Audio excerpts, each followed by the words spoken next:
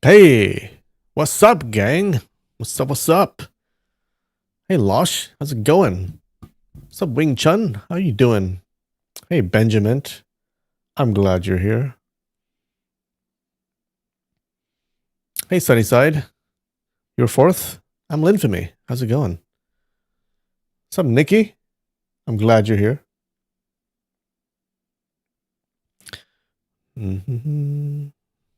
How are you guys doing?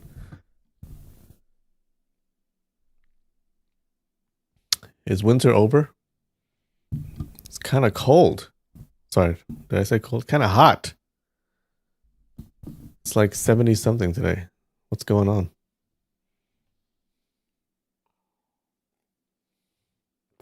Oh.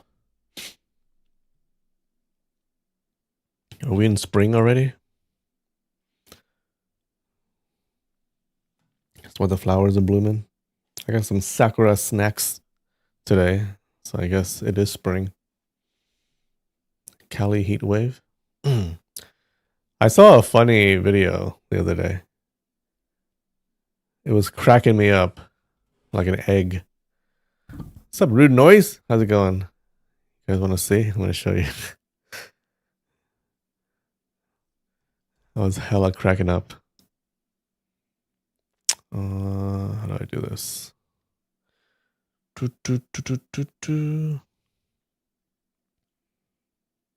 Snow there today? Sucks for you. In that power plant. All right, hold on. All right. Did you guys know this about wind turbines? Let me show you. I'm going to show you. Hold on. Window capture.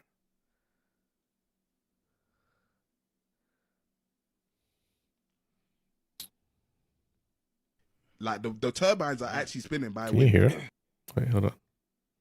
Stop. TikTok. Stop. in TikTok. that power plant. Like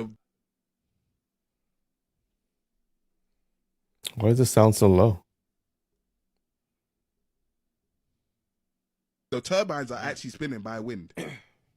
It's not like being because it's. So what if it's not windy? Then they're just doing. That's why they do it in windy places, because the turbines are being spun by wind, and that wind is creating electricity. Stagnant things.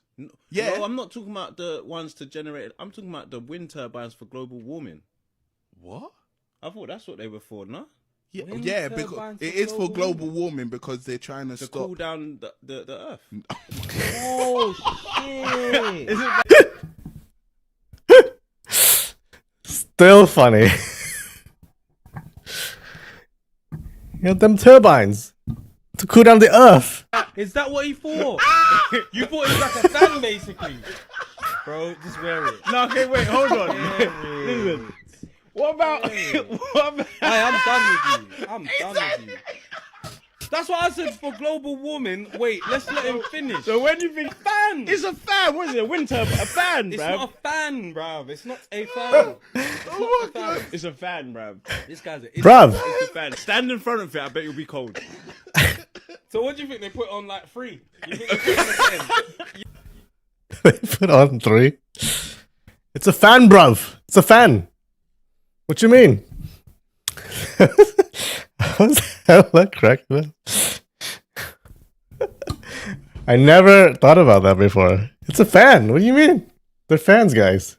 It's to cool down the earth. I don't know what's so hard to understand. Never thought about it that way.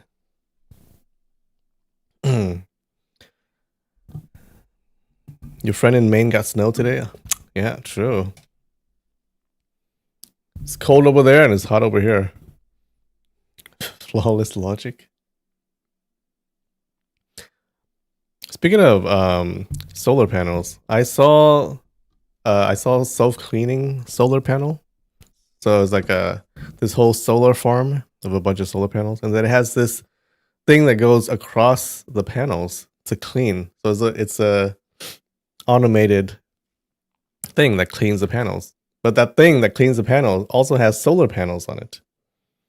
Okay, so it's run by solar also. So the thing that cleans the solar panels is also run by solar panels. But I'm thinking, like, but what if the solar panels on that thing is dirty? Who cleans that thing? I don't understand it.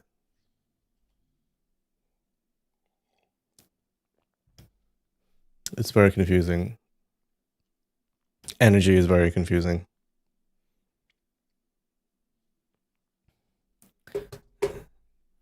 The wind turbine thing? Oh my god. It's so funny. All right. A human who requires vitamin D to maintain their health. Gotcha. What's up, Psyduck?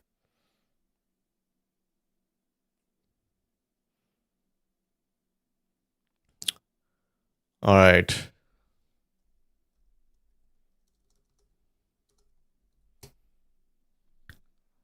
How fast can we do it today? What do you think?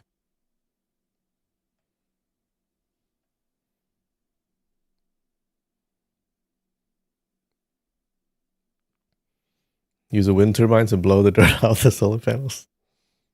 Is that how it works?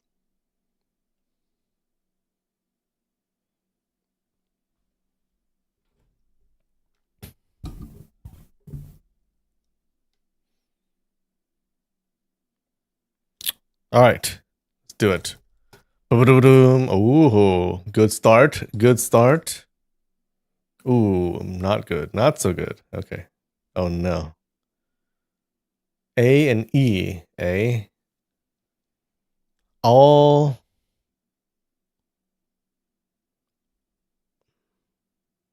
Alert.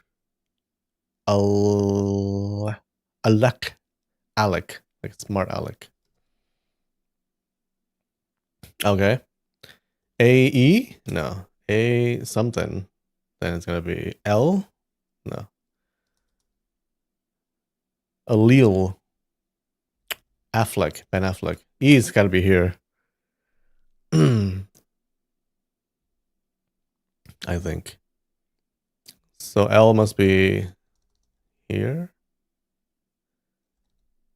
Axel? L? Anal? Anal? Able. Apple. Apple.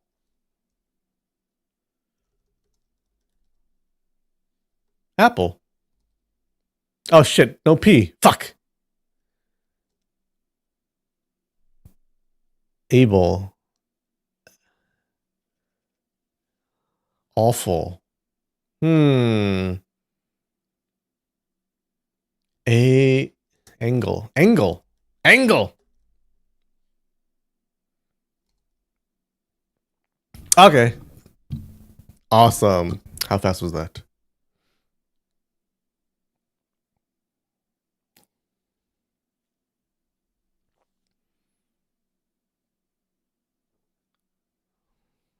Connections.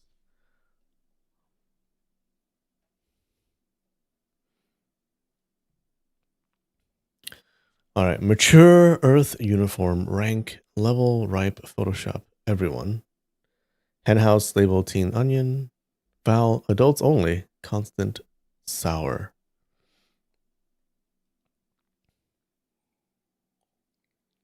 Well, mature, adults only. No, there's teen and everyone. That doesn't make sense.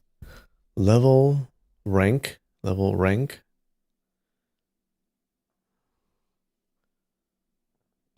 That doesn't work. Everyone, rank. Rank, uniform.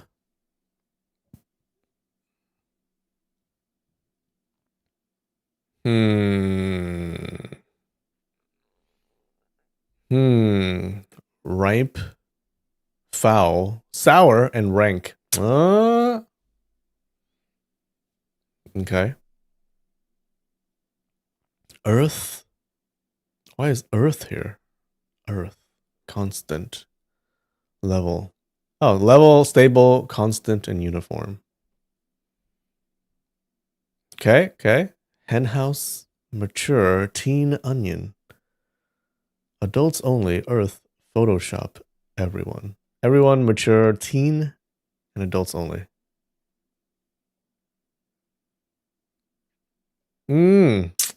Easy. What is this? Things with layers. Oh.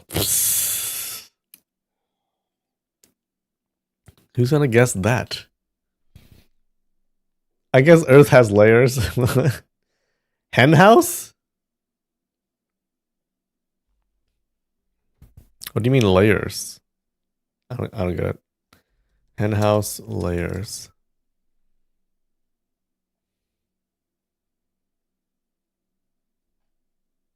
Oh, like egg layers? Oh my god. It's pretty funny. No one's gonna get that. What? Stupid.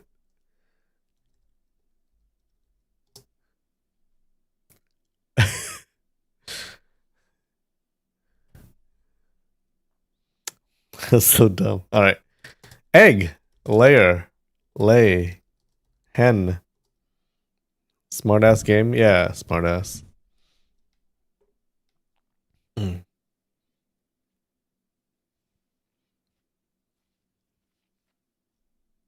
Farm, chicken, house, animal, fly, bean,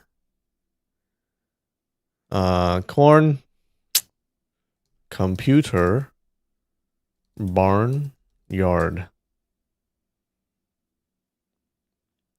care, love. Oh, adoration, adore, infatuation, like, lovely, likely, hate,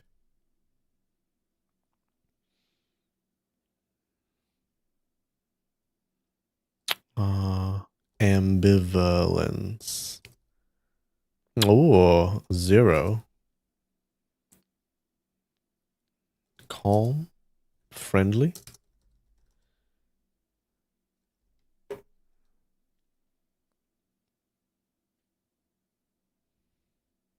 annoying,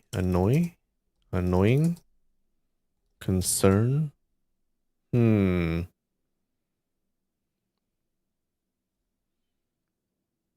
Little. Oh, small, a bit, a chotto. I don't know.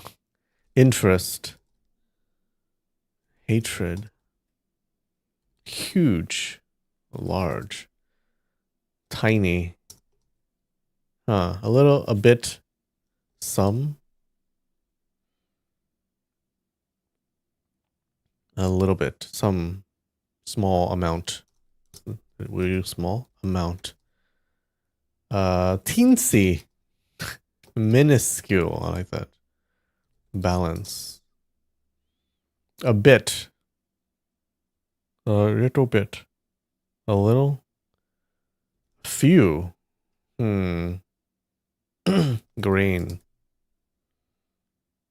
Weensy. Is that a word? Cemento does not know. A dab. An ounce. How about a pinch? How about a drop? Droplet. A toss.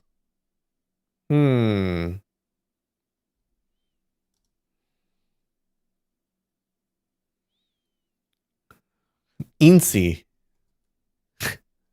That's a word. A smidge. I like that. A smidgen. A dash. Hope. A dash of hope. A little bit of hope. Hopeful. What word for hopeful? Spider. What? Hopeful. Faith. Have faith. Oh, nope. No faith. Don't have faith. Kitchen.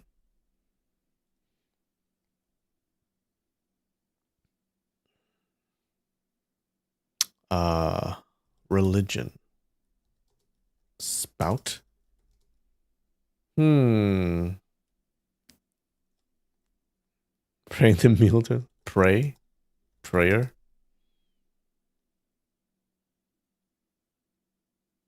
A little bit of hope.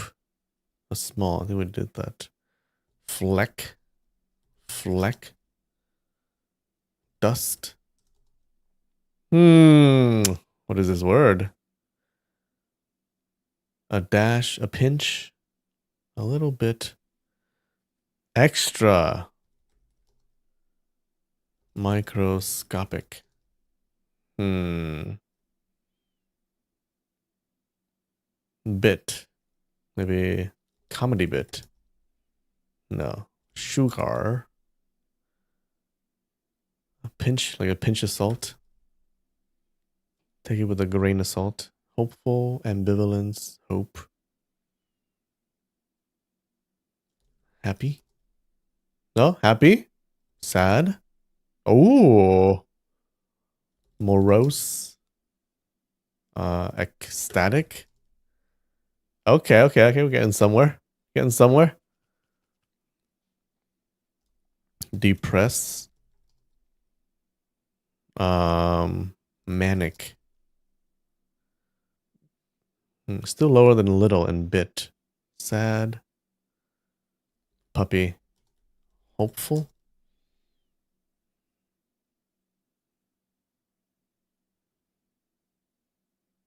Psychotic. Angry. Mad. Anger. Maybe sadness. Oh, sadness. Happiness. Depression. Bitterness. Bitterness. Bitter. Okay. Oh, kindness. Suicidal. Displeasure. Displease. Swing. Suicidal. Lost. A little bit of sadness goes a long way. Remorse. Regret. Sorrow. Mourning. Yeah, I do feel sad for Samantha. Seems like Samantha is having some issues. It's reaching out. It's calling out for help. Mourning. How am I so good at this game? I'm not. Sometimes this game takes forever. Mourning. Sadness. What else? Displeasure we got. Melancholic. Ooh, I like that. Nope. Sad. Happy. Content. No. Disappointment. Okay. Disappointed. I'm thinking it's a noun. Emotion. Ooh, emotive. Emotion bit. How about feeling? Ah! Hell yeah! We were doing all the feelings except the actual word feeling. Good job, guys. That wasn't so bad. Pretty fast, no? How long was that? 8 minutes? Hell yeah.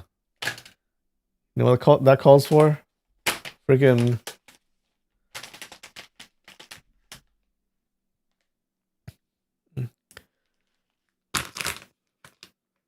some mochi, baby. Some Sakura mochi. I'm excited. This looks good. Yeah, and it's spring. Got some Sakura. I hate it. It's all individually wrapped. Ooh.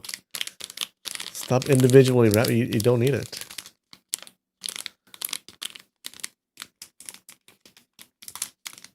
Samantha was sad we didn't guess it. Mm-hmm. Ooh. Okay. Yep, that is a piece of mochi. Oh my god. It's so good. Very strong sakura flavor. Hey.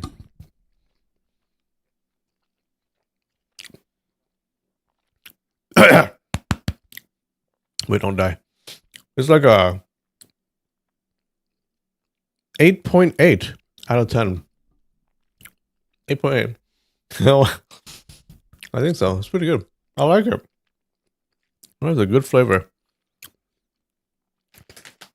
You know, sakura flavor is always good. Did you see me almost die there? I was almost a statistic. How many people die from mochi every year? Let me see. How many people die from eating mochi?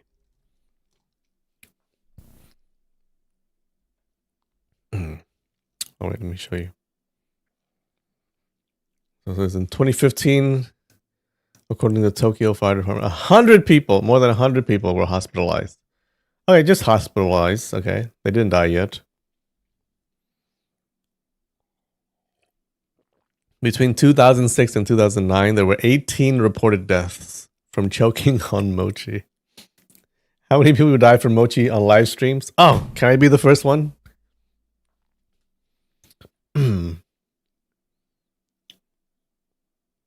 18 is not bad. Not that much. Delicious but deadly. I think they're overblowing the deadliness of mochi. It's not that much.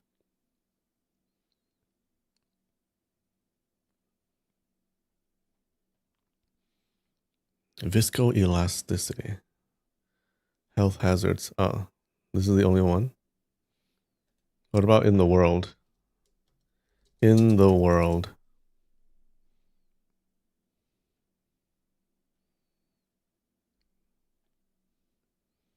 So,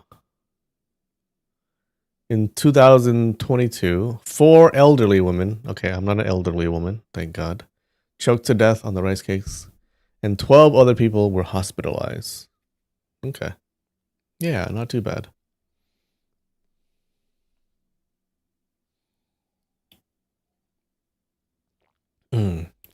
Is it factoring in people who get beat over the head by the mallet? Uh-huh.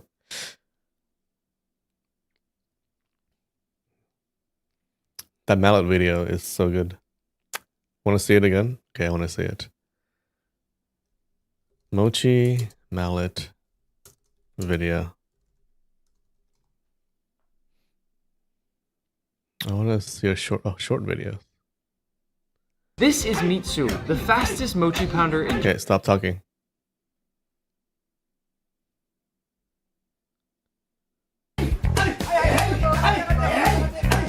Yeah. Where's the fast one? Stop. I just want Why to is see the Japanese fast. mochi so hard to make?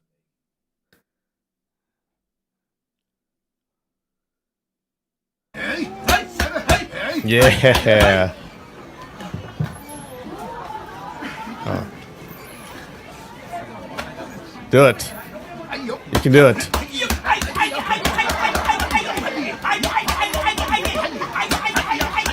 That's right. That's what I like to see. Anyways.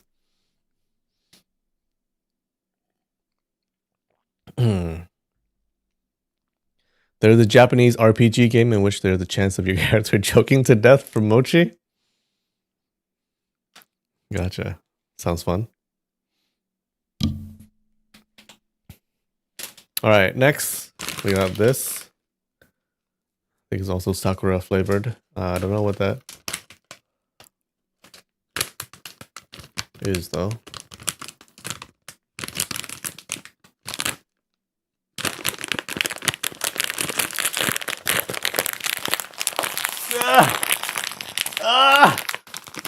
I need to work out. It's not working. It's not coming. I can't do it. Oh, thank you. Oh, yeah.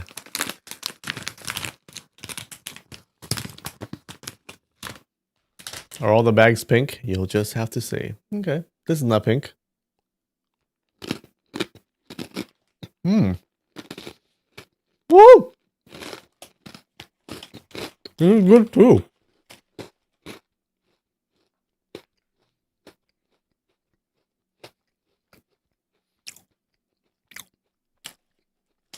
This is good. Mm.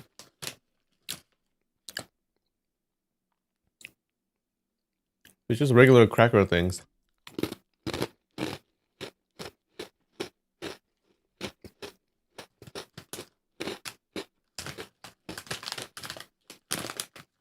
But the flavoring is top notch.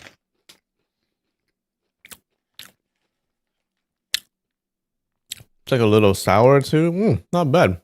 It's like a 7.8 maybe. 7.8. Oh, you're right. Not individually wrapped. I'm so weak. Let's see you try it. It's so hard to open, okay?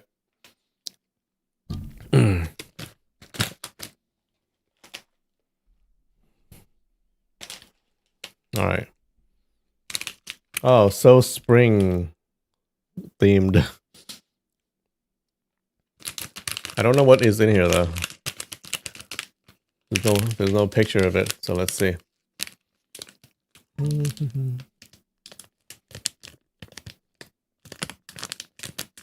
I haven't eaten in a week. Oh, okay. I think it's more rice cracker. Oh. I still haven't told you what Sakura tastes like. It's the Sakura flavor. How do I explain it? Everyone knows the Sakura flavor. Ooh, so big. I don't know if I can eat this though. It's gonna get everywhere. Hold on.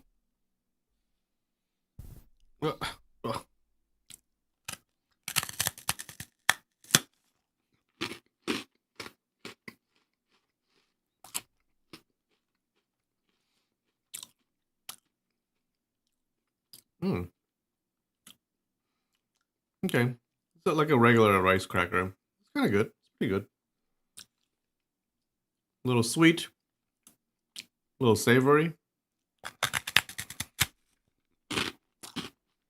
Excellent crunch. Oh. That's a 9 out of 10 crunch right there.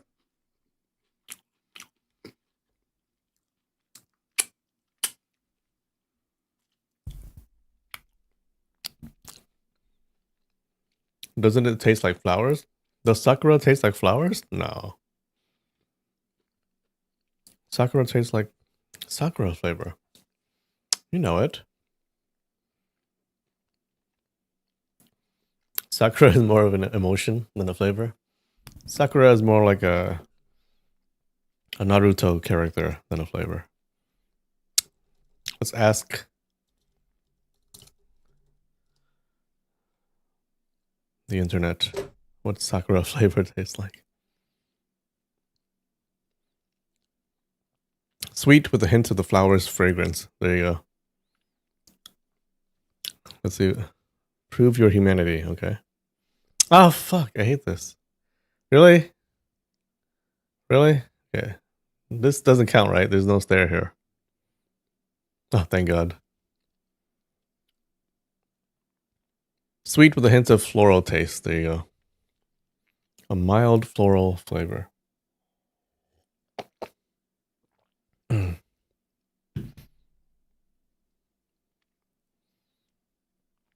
Just a distinct flavor.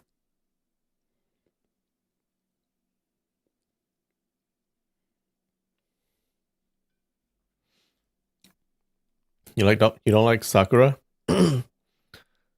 The problem with Sakura as a character is like she sucks. She can't solve the problems on her own. She always needs a guy to rescue her.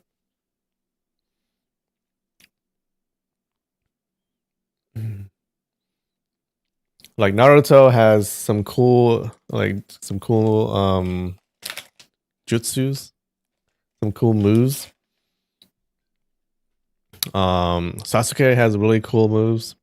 They know a lot of like fighting techniques and stuff. And Sakura, what does she know? She can heal you, I guess. That's her jutsu.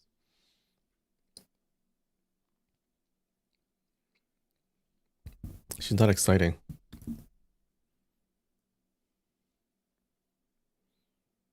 All right. Are we good? Are we ready?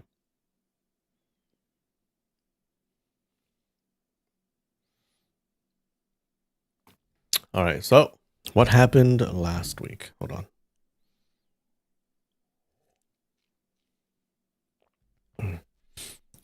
She becomes strong like Tsunade.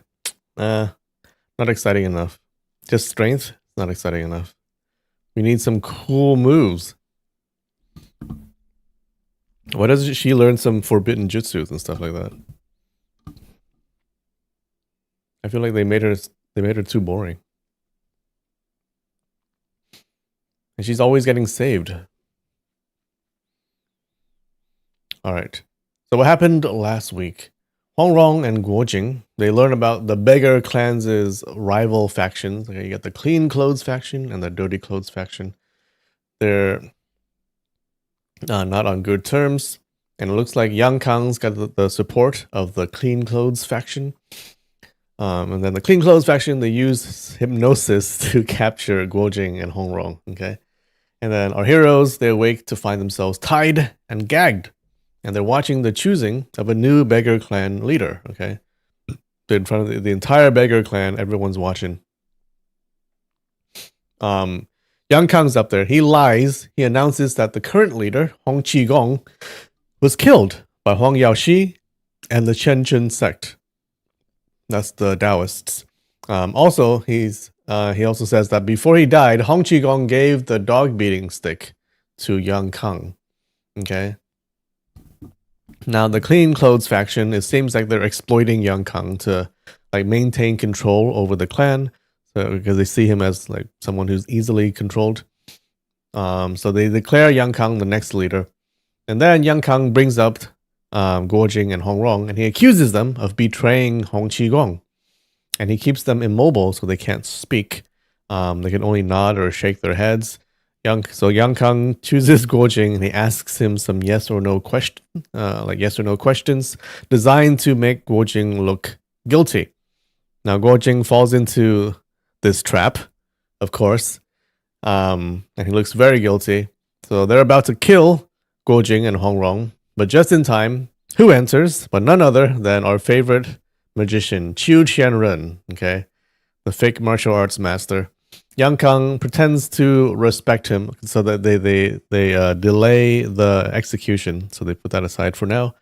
Yang Kang pretends to be very respectful to this guy, but he knows he's a fraud. Okay, and Yang Kang decides to assert his dominance by giving Qiu Qianren a crushing handshake.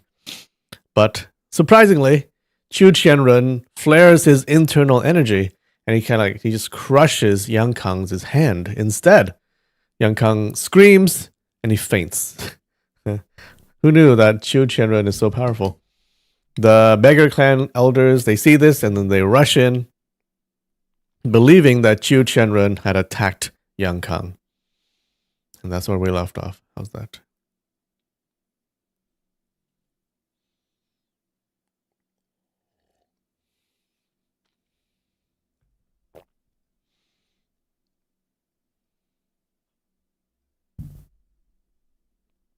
Mm-hmm. She's a disappointment. Oh, so much Sakura hate. Her character was unlikable from the beginning. Hinata showed up and everyone liked her. I guess I like Hinata better. I still don't like Hinata though. She's also so weak. She's also always being saved. At least she knows some cool jutsus.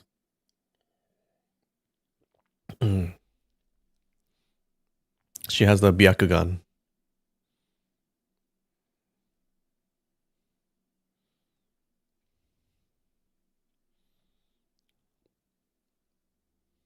The fraud will turn out to be a genius. Yeah, you think so?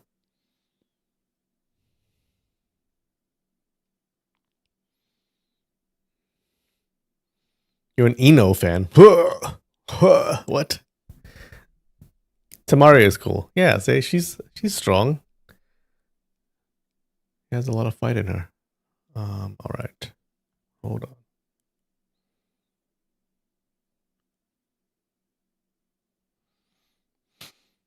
All right, guys.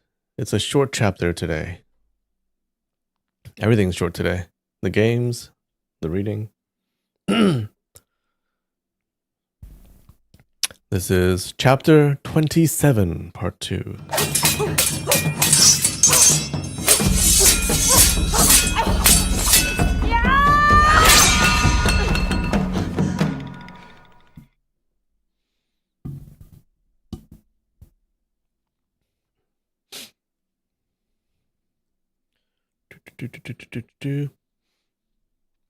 Okay, so the elder is like, what are you doing? Why did you knock out our leader?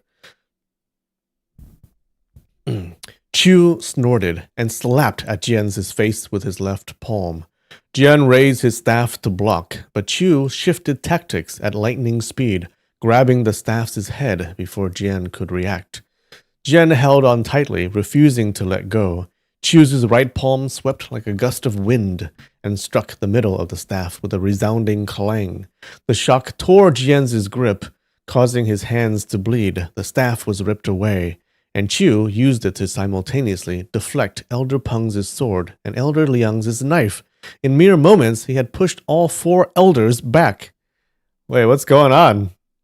Why is he so strong now? This doesn't look like a magical trick thing. Oh, stop.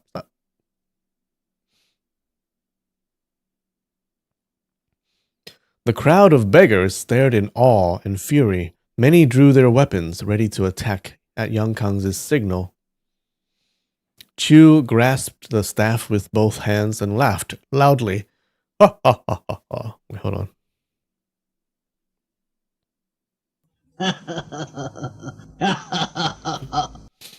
His powerful arms bent the iron staff into a curve, straining to snap it in two. Though he failed to break the tempered metal, the staff bent significantly under his strength.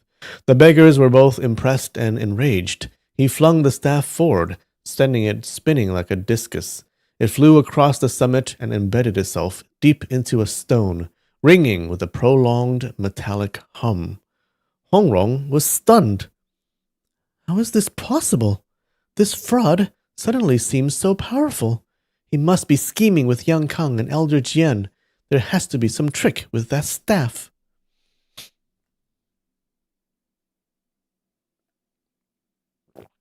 She looked over at Guojing, who still gazed skyward, oblivious to the chaos around him. Is he having a breakdown? Concerned for him, she focused solely on his strange behavior.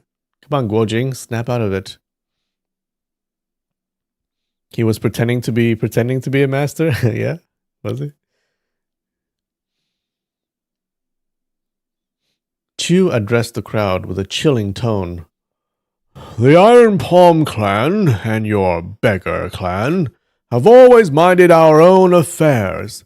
I heard of today's grand meeting and came in goodwill to pay my respects. Why was I greeted with such hostility? Elder Jian, intimidated by Chu's show of force, quickly softened his tone. It's a misunderstanding, Chief Chu. We deeply respect your renowned martial prowess. Your presence here honors us all. He learned new fraud techniques. He's cheating somehow. It's like those people who cheat. It's like those cheaters who, if they just focus their energies on actually doing the work, would be really smart. But maybe he's cheating. He's cheating so well that he actually created some new genius martial arts. So you think he paid those few beggars and planted a trick stone and a few fake staves ahead of time? Nah. Chiu tilted his head arrogantly, saying nothing for a long moment before finally commenting. I hear that Chief Hong has passed away. Another hero lost to the world. What a pity. And now you have a new chief. Hey, truly lamentable. At that moment, Yang Kang had just regained consciousness. Hearing Qiu Qianrun's thinly veiled mockery, he was furious, but didn't dare to speak out. His right hand still burned with searing pain, and his fingers had swollen like 5 giant yams. Jeez. The 4 beggar clan elders were at a loss for how to respond.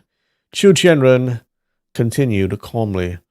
I came today not only to pay my respects, but also to address an issue and present a token of goodwill. Elder Jian replied, We dare not presume. Please, Chief Chu, let us know what you wish to discuss. Chu said, Recently, some of our brothers, acting on my orders, encountered 2 of your clan's members. Unfortunately, there was a misunderstanding, and they ended up being severely injured. Our brothers lacked the skills to prevail and deserved the defeat.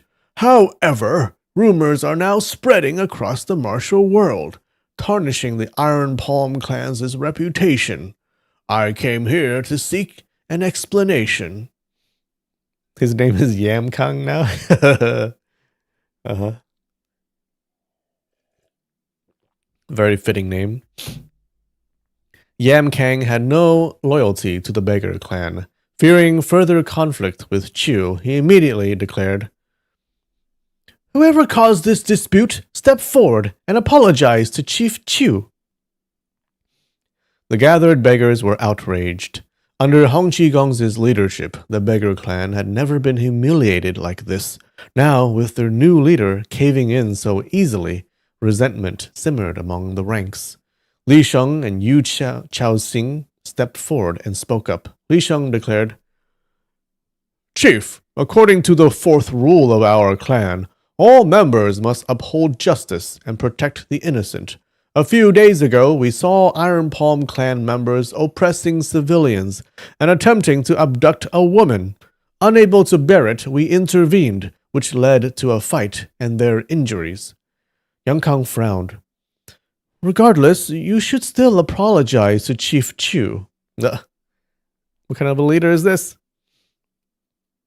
The 2 beggars exchanged a bitter glance.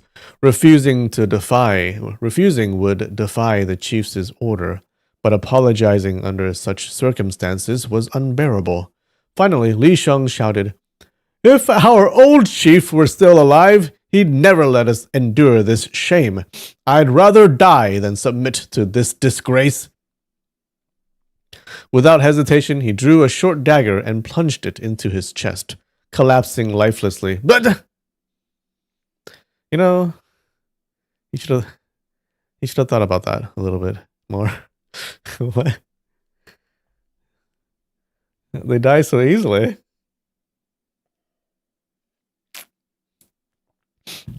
Are all the elders gonna die? He doesn't know what to do, so he's like, the best way is just to kill myself. Bells? Okay.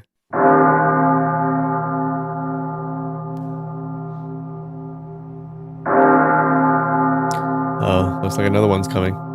Yu Chaoxing rushed forward, grabbed the dagger, and likewise stabbed himself, dying atop his comrade's body.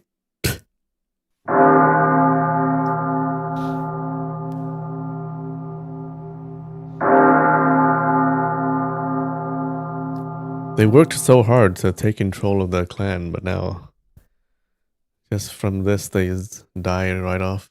The crowd gasped in shock and fury.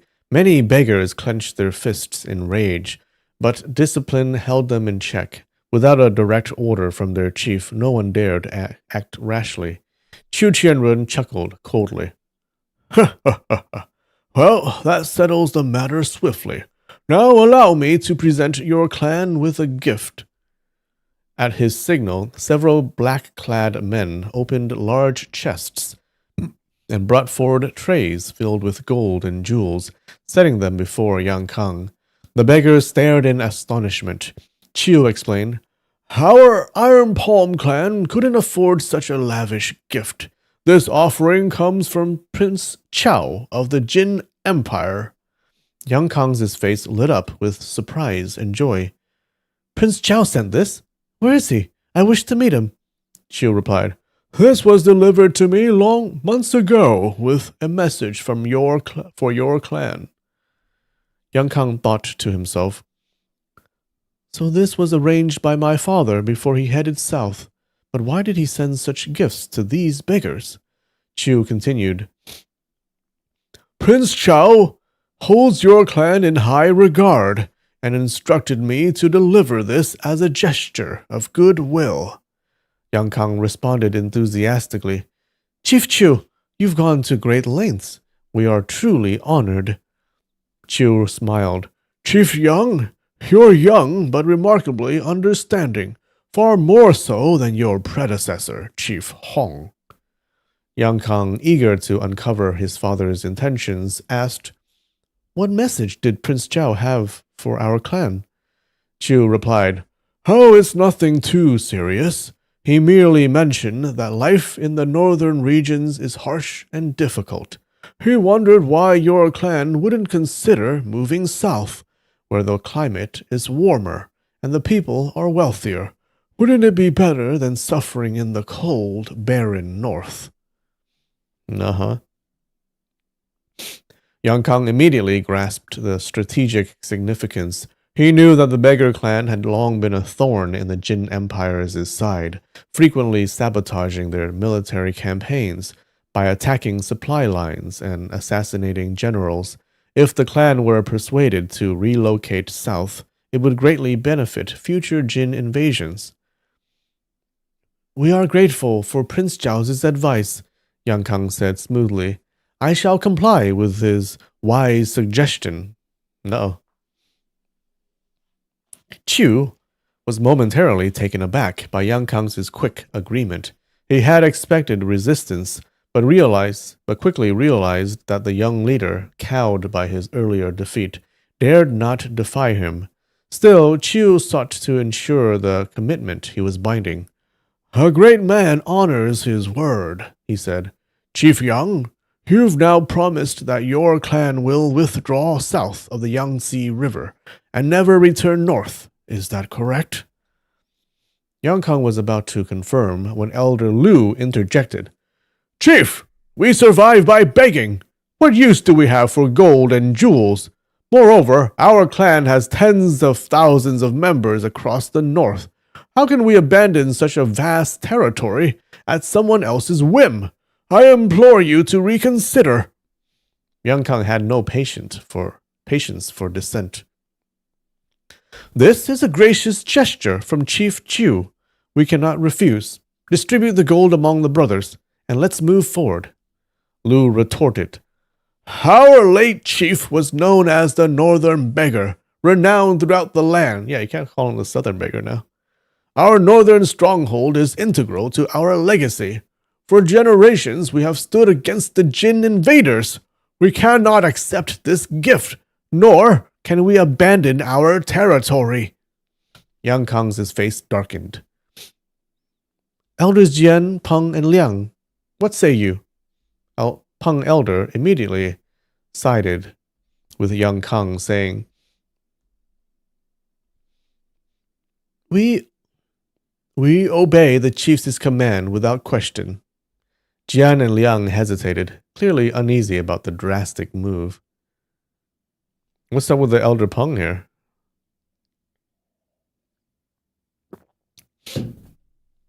Is he a traitor? Yang Kang declared, "On the 1st of next month, our clan will withdraw south of the Yangtze." The announcement sparked an uproar. Most of the beggars from the Filthy Clothes faction erupted in protests, ignoring the elders' attempts to restore order. Elder Peng bellowed, "Elder Lu, are you trying to betray the chief?" Lu Youjiao replied firmly, "Even if I were to be dismembered, I would never dare betray my superiors or our chief. However, I also cannot disobey the teachings of our ancestors. The Jin dogs are our sworn enemies. Do you not recall what our old chief Hong Qigong always told us? Elders Jian and Liang lowered their heads in silence, their minds full of regret. Chu Qianren, sensing that the situation was turning against him, knew he had to subdue Lu Youjiao quickly to secure his objective. He let out a cold chuckle and said to Yang Kang, Chief Yang, this elder Lu seems rather unruly, doesn't he? Hope he doesn't die. Before the words were fully spoken, Chu suddenly attacked, aiming both hands at Lu Youjiao's shoulders. However, Lu had already anticipated the move. Knowing how deadly Chu's iron palm technique was, he dared not meet it head-on. He quickly ducked low and slipped through Chu's legs, then delivered 3 swift kicks aimed at his opponent's backside. True to his name, Lu Youjiao's legwork was astonishingly fast and precise. Chu was caught off guard by this unorthodox maneuver. As he turned to block, Lu suddenly flipped to the side and spat a thick wad of phlegm towards his face. I love this jutsu.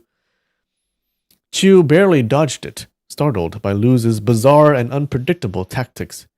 Yang Kang shouted, Elder Lu, show respect to our guest! Reluctantly, Lu retreated 2 steps, but Chu was relentless. His hands, like iron pincers, lunged for Lu's throat. Lu twisted and evaded, but suddenly felt his hands trapped in Chu's grasp. Despite his experience in countless battles, Lu was momentarily stunned. He tried to break free by slamming his head into Chu's stomach, using his mastery of iron headbutt techniques. Oh, what? I want to learn that. However, instead of hitting solid muscle, his head sank into Chu's soft, seemingly weightless abdomen, as though plunging into a pile of cotton. Alarmed, Lu tried to pull back, but Chu's belly followed, holding him in place like a suction trap. What is going on? What? Chu sneered. Do you yield? Lu cursed. Yield to you? Never, you old scoundrel! Chu exerted force with his left hand, and Lu's right fingers audibly cracked as they were broken. How about now? Lu gritted his teeth, enduring the pain, and spat. Damn you! I'll never yield! What's going on, guys? He's so strong. With a cruel smile, Chu snapped the bones of Lu's other hand. Despite the excruciating agony, Lu continued to hurl insults, though his voice began to falter. Chu taunted, I'll crush your head next. Let's see if you can still curse then. At that moment, a figure suddenly leapt from the crowd. It was none other than Guo Jing, who strode forward with resolute steps, raising his right palm. Without a word, he slapped Lu Youjiao's rear 3 times, each strike echoing loudly across the assembly. Though the slaps landed on Lu's body, Chu felt a strange force travel through Lu's head and strike his abdomen, causing him to stagger backward 3 times. The suction holding Lu's head dissipated, and Lu quickly pulled away, though his hands remained trapped in Chu's grip. Guo Jing shouted, You're no match for Chief Chu! Step aside! With a swift horizontal kick, Guo Jing struck Lu's shoulder. Despite appearing to target Lu, the impact transmitted through Chu's arms, forcing him to release his grip. Lu stumbled free, collapsing to the ground, disoriented by the intense struggle. Chu Qianren was astonished. How does this young man possess such mastery of transmitted force? He cautiously assumed a defensive stance, unwilling to strike first. The surrounding beggars, however, were enraged. They already believed Guo Jing was complicit in the murder of their old chief. Now, seeing him knock down Elder Lu, they roared in anger and charged forward.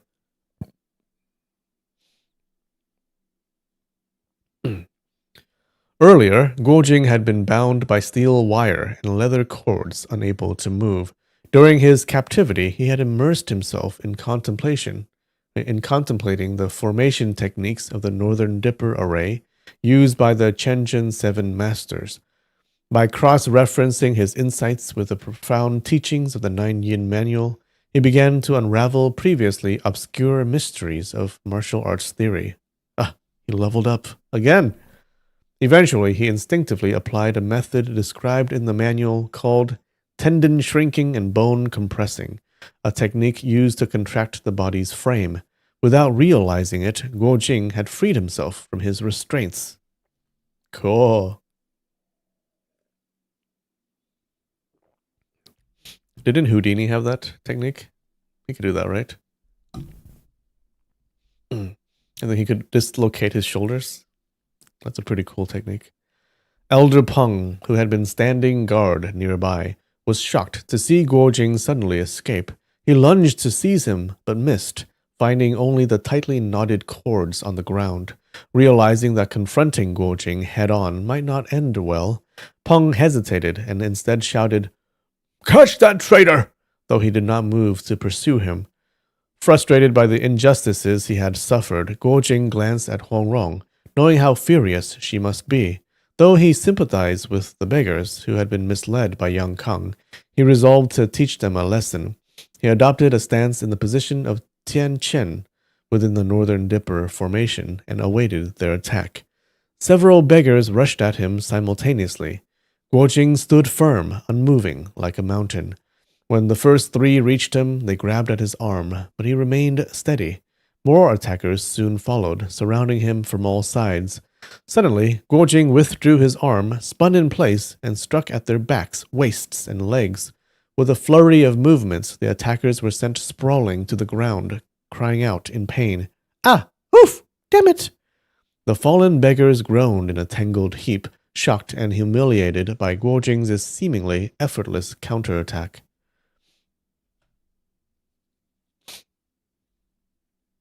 Alright. Good time for a break. 5 minutes. We'll be right back. And we back. Okay. Sup, Christina? Glad you could join.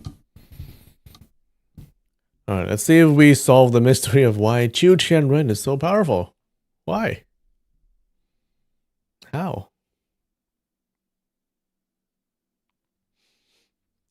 Guojing felt a rush of excitement in his heart. This method really works! He turned around, intending to seize Yang Kang and settle scores with him. In the moonlight, however, he saw two beggars rushing toward Huangrong.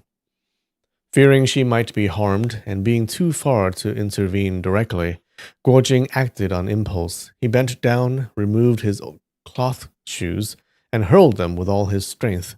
This was not something Guojing would have thought of on his own, but he had once heard his second master, Zhu Tong, describe using a similar move during a battle at Fanhua Monastery. Zhu had thrown his shoe to strike Qiu Chuqi, and Guojing decided to imitate that technique. The two beggars feared that Huangrong might escape, just like Guojing had, so they approached her with weapons drawn, intending to kill her quickly to avenge their former chief. Just as they were about to strike, a sudden whooshing sound behind them made them realize that something had been thrown their way. One of the beggars, whose martial skills were sharper, quickly turned to block the projectile, but was struck directly in the chest by Guojing's flying shoe. The other beggar wasn't as fast and got hit squarely on the back. Despite being soft and lightweight, the shoes had been propelled by Guojing's internal strength and struck with surprising force. Both men staggered, one falling backward and the other tumbling forward. Nearby, Elder Peng witnessed the scene in shock. Seeing Guojing strike down two men with mere shoes left him deeply shaken. He quickly backed away a few steps. Guojing brushed aside three more beggars who tried to obstruct him and dashed to Huangrong's side. He knelt to untie the ropes binding her. He had barely loosened one knot when the beggars surged forward once more. Determined, Guojing sat down on the ground, recalling the defensive techniques of the Northern Dipper formation used by Qiu Chuqi and Wang Chuyi. He positioned Hongrong on his lap, stretched out his right hand to defend against attacks, and used his left hand to continue untying the knots. Thanks to the dual-hand combat technique taught by Zhou Botong, Guo Jing could now manage 2 tasks at once without any difficulty. Yeah, I still don't know how that works. His left hand worked steadily on the ropes, while his right hand parried attacks from all directions. Within moments, a crowd of hundreds of beggars had encircled them. Those further back couldn't even catch a glimpse of Guo Jing amidst the fray. Guo Jing remained calm, using only his right hand to fend off strikes. He refrained from retaliating or inflicting serious harm. Once he had fully untied the ropes and removed the gag from Hongrong's mouth, he asked gently, "Runger, are you hurt?" Hongrong lay across his lap and replied, "My whole body is sore and numb, but I'm not injured." He can pat his head while rubbing his stomach. I can do that. Easy. Oh, you can't see. Easy.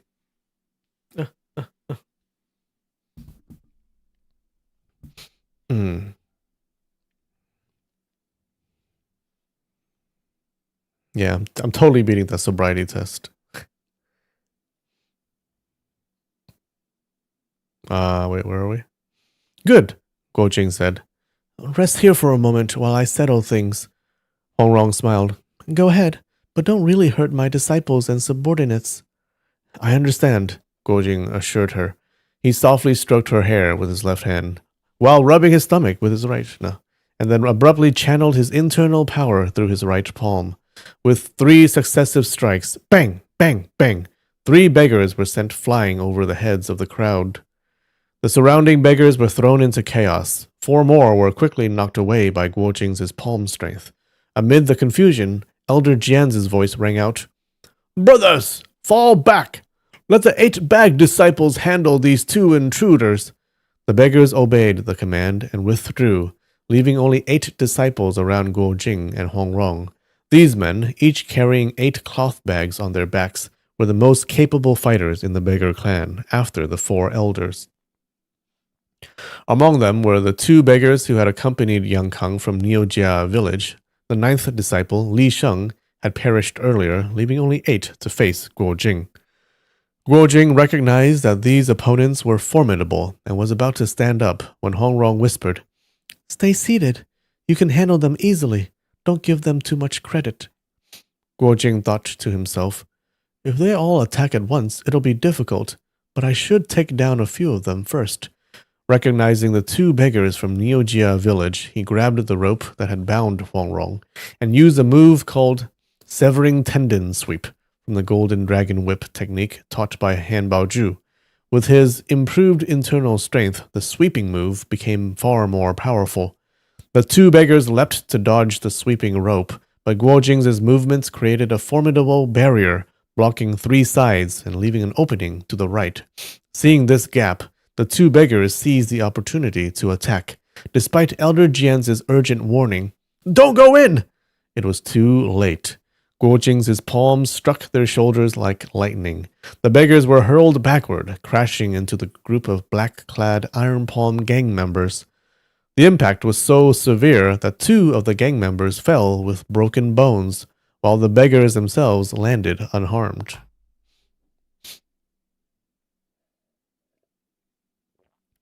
Startled by the force of the collision, Qiu Qianren finally took notice. How did they get thrown with such force? He quickly stepped forward to assess the situation. Meanwhile, Guo Jing continued to battle the 8-bag disciples. Combining his 18 dragon subduing palms with the Northern Dipper formation, he overwhelmed his opponents. Within 10 moves, he sent 2 more flying. Seeing that they were outmatched, the remaining 3 disciples attempted to flee. Guo Jing swiftly swung the rope, ensnaring 2 of them by the ankles and dragging them back.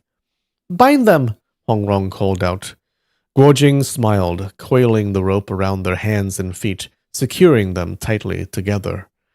Hongrong was both thrilled and relieved to see Guo Jing emerge victorious, remembering that it was Elder Peng with a smiling face who had captured her earlier. She recalled how her master had mentioned a hypnotic art in the martial world that could render a person powerless and completely under another's control. She asked, Brother Jing, is there something in the 9 Yin manual about a soul hypnotizing technique? Guo Jing shook his head. No. Hongrong was disappointed and whispered, Be wary of that grinning old beggar. Don't make eye contact with him. Guo Jing nodded and said, I was just about to give that guy a proper beating. Supporting Hongrong by the back, they both rose to their feet. Guo Jing glared at Yang Kang and took large strides toward him. Yang Kang had been growing increasingly anxious as Guo Jing fought off the beggars one after another. He had hoped that their sheer numbers would overwhelm him, but now that Guo Jing was advancing toward him, he panicked. If he gets too close, I'm finished.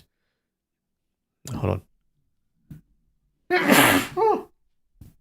Excuse me. In desperation, he shouted, Elders, we have countless heroes here. How can we let this villain run rampant? As he cried out, he quickly retreated behind Elder Jian. Elder Jian reassured him in a low voice. Don't worry, Chief. No matter how strong that kid is, he can't beat everyone. We'll use rotating formations to wear him down. He then raised his voice and commanded, 8-bag disciples, form the wall formation. One of the 8-bag disciples stepped forward, leading over 10 other beggars. They locked arms and formed a double line, creating a human barrier. With a loud battle cry, Rah! They lowered their heads and charged toward Guo Jing and Hongrong like an unstoppable force. Hongrong gasped, Oh no! And leapt to the left to evade. Guo Jing dodged to the right, but saw that 2 more walls of beggars were closing in from both sides. Realizing their tactic was unusual, he decided to confront the formation head-on. He pressed both palms forward, striking the center of the formation. Despite his strong internal power, the combined weight and momentum of the human barrier barely wavered. The force momentarily stalled the center, but the flanks swiftly curved around him, nearly knocking him off balance. Guo Jing staggered, but quickly propelled himself upward with a powerful push from his left foot, leaping over the formation. However, before he could land, another human wall was already barreling toward him. Forced to leap again, he found himself trapped in an endless cycles of rotating barriers. I see. Each rolling toward him like giant wheels. No matter how skilled he was, the overwhelming numbers left him with no escape. Hongrong, though more agile than Guo Jing, also struggled as more and more barriers surrounded them. As they dodged and twisted to avoid capture, they eventually regrouped at one corner of the mountain. Hongrong suddenly had an idea and shouted, Brother Jing, retreat toward the cliff. Guo Jing hesitated for a moment, but followed her instructions. As they neared the edge of the cliff, the human walls stopped their charge. Guo Jing immediately understood. If they rush forward, they'll fall off the cliff themselves. He glanced at Hongrong, about to compliment her quick thinking, but noticed her expression darken. She pointed toward a massive, slow-moving wall advancing steadily toward them. Oh no, they're going to push them off the cliff. This time, it wasn't a fast charge. It was a gradual push meant to corner them off the cliff. Hundreds of beggars linked together in 10 rows left no path to escape or leap over. Guo Jing recalled his past training with Ma Yu in Mongolia, where they practiced descending steep cliffs. This cliff isn't as high as those in the Great Desert, he thought. He shouted, Wronger, get on my back, we'll climb down. Hongrong sighed, That won't work. They'll hurl rocks at us and we'll be crushed. Guo Jing was at a loss when suddenly a passage from the 9 Yin manual came to mind. Wronger, there's a technique in the manual called soul-shifting method. It might be similar to that hypnotic art you mentioned earlier. No matter what, if we fall, we'll take them down with us. Hongrong sighed again. These are all good brothers under my master. Killing them won't bring us any benefit. Guo Jing suddenly extended his arms, lifted her in a firm embrace, and whispered, Run quickly. He kissed her cheek and, mustering all his strength, hurled her toward the Xuan Yen platform. Hong Rong felt as though she were soaring through the sky, flying over the heads of hundreds of people. She realized Guo Jing wanted to stay behind and hold off the beggars so she could escape. Bending her knees slightly, she landed lightly on the platform, her heart aching. Then she saw Yang Kang standing arrogantly at the edge of the platform, directing the battle below.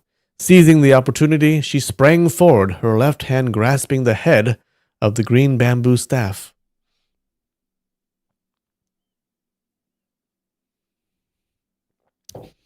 Yang Kang was caught off guard, seeing her descend like a flying general from the heavens. He panicked and raised the staff to defend himself, but Hong Rong's right hand swiftly jabbed at his eyes, while her left foot pinned the staff.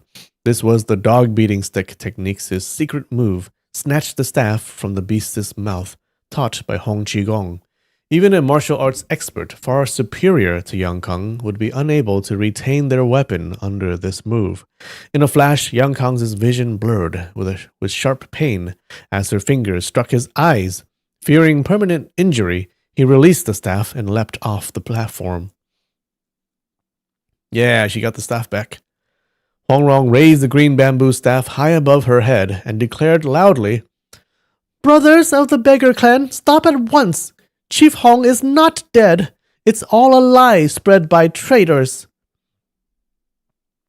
The beggars froze in shock. The announcement was too sudden to believe, but they yearned for it to be true. Everyone turned toward the platform, their eyes filled with hope. "Come over here and listen to what I have to say about Chief Hong," Hong Rong called out. Yang Kang, his eyes still throbbing with pain, shouted from below, "I am the chief! Ignore that lying woman and push that man off the cliff. Capture her next." The beggars revered their chief above all else and would never defy his orders. At Yang Kang's command, they roared in unison and surged forward. Hong Rong shouted again, "Open your eyes! The chief's dog-beating stick is in my hands. I am the true beggar clan chief." The beggars were stunned.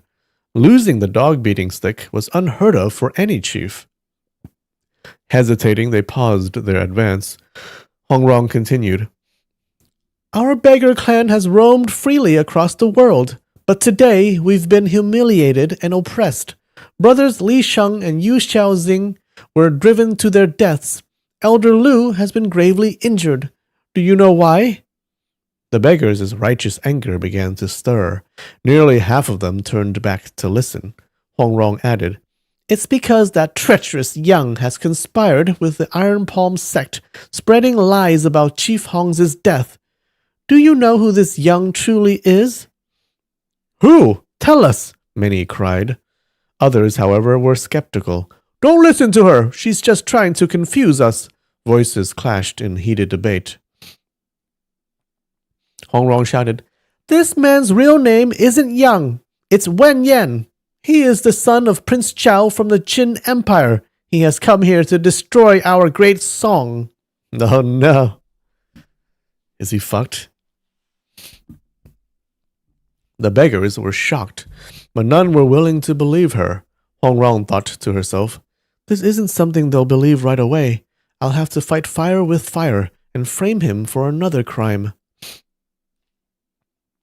She reached into her robe and found, to her relief, that her belongings had not been confiscated. She pulled out the Iron Palm medallion that Ju Tong had stolen from Qiu Qianren and held it high above her head. "I just snatched this from that Wen Yan trader's hand. Everyone, look closely. What is this?" The beggars, too far from the Xuan Yan platform to see clearly under the moonlight, grew curious and crowded closer. Someone finally recognized it and shouted, "That's the Iron Palm sect's command token! How did it end up in his hands?" "Exactly," Hong Rong called out. "He's a spy for the Iron Palm sect. That's why he carries this token. Our beggar clan has been upholding justice in the north for hundreds of years. Why else would this so-called Yang suddenly agree to withdraw south across the river?" "True." Hearing this, Yang Kang's face turned ashen. In a desperate move, he raised his right hand and hurled 2 steel darts straight at Hongrong's chest. The distance was short, and his throw was swift. 2 streaks of silver flashed through the air. Hongrong stood her ground without flinching. A dozen beggars shouted in alarm. "Watch out for the hidden weapon! Look out!" However, as the steel darts struck her, they clattered harmlessly to the ground, deflected by the soft armor beneath her robe. Hongrong sneered. "Wen Yan Kang, if you weren't guilty, why would you resort to using hidden weapons against me?" True. The beggars were even more astonished. Seeing that Hongrong was unharmed, they began murmuring among themselves. Who's telling the truth? Could Chief Hong really be still alive? Confusion and uncertainty filled their faces. All eyes turned toward the 4 elders, silently urging them to take charge of the situation. The previously impenetrable human wall formation had completely fallen apart. In the commotion, Guojing calmly stepped out from the crowd and approached the platform. No one tried to stop or challenge him anymore. All right. That was a short chapter, but a good one. A lot of action there. Did you guys like it? Well, she could also just do the dog beating staff techniques. I don't think she can do that, right? Because Yang Kang said that they were disciples of Hong Qigong, but they betrayed him, right?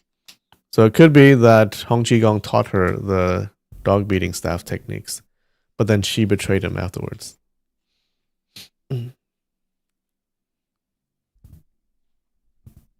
We finished already? Yeah, we finished. It's a short chapter. I'm excited to see what happens, though.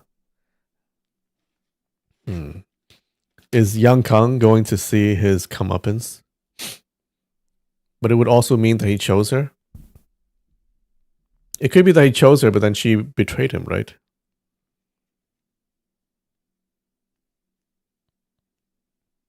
Yeah, since Yang Kang said she betrayed him.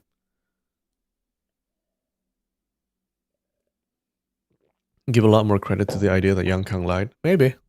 Could be. We'll see what happened. Cool.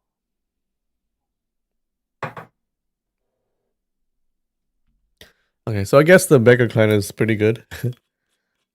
I thought that Guojing was just gonna beat up all of the beggars. But no, you know what? They can actually make him lose. Cheers.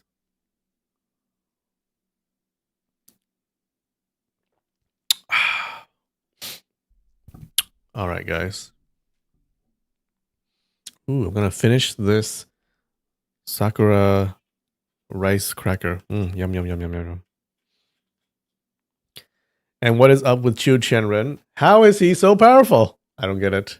What's going on? What's going on? It seems to be him, right? It's not like someone in disguise. Maybe it's someone in disguise. But it seems to be him, though. How is he so strong? I hope we find out next time. All right, guys. Thanks for joining. I love you.